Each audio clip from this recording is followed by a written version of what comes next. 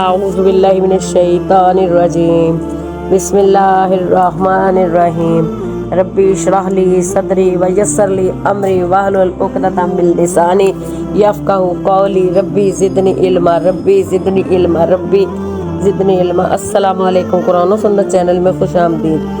Number 2 والی video میں آج ڈالنے لگی ہوں لا الہ الا اللہ اور الحمدللہ کی فضیلت میں جو آ رہی ہے۔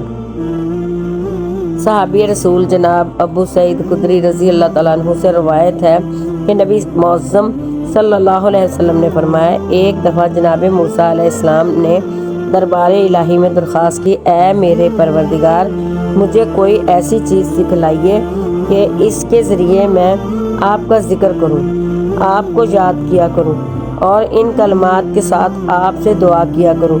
رب العالمین نے جواباً فرمایا، اے موسیٰ علیہ السلام لا الہ الا اللہ پڑھا کرو۔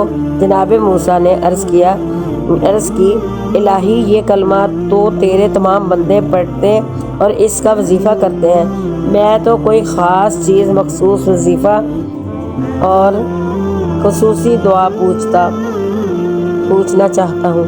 اللہ رب العزت نے فرمایا، اے موسیٰ، تم نے کلمہ توحید کو معمولی وظیفہ سمجھ رکھا ہے، غور سے سن لو، اگر ساتوں آسمان اور ساتوں زمینیں اور ساتوں ان کے بسنے والے تمام مخلوقات ترازو کے ایک پلڑے میں رکھ دیے جائیں اور دوسرے میں کلمہ توحید لا الہ الا اللہ رکھ دیا جائے تو کلمہ توحید والا پلڑا جھک جائے گا، یعنی کلمہ توحید کا وزن ساتوں زمینوں، ساتوں آسمانوں اور ان میں موجود تمام اشیاء سے بھاری ہو جائے گا۔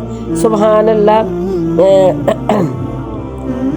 اس حدیث مطہرہ میں تو پیغمبر رحمت صلی اللہ علیہ وسلم نے کلمہ توحید کے وزن کی بات کی اگر کے لفظ سے بیان فرمائی، جبکہ دوسری حدیث مقدسہ میں ہے کہ حشر کے دن عملاً کلمہ توحید کا وزن کیا جائے گا اور پوری انسانیت کے سامنے اس کلمہ توحید کی عظمت و عزت کو واضح کیا جائے گا انشاءاللہ۔ اللہ آپ کو ہمیں ناصر ہو۔ اللہ حافظ۔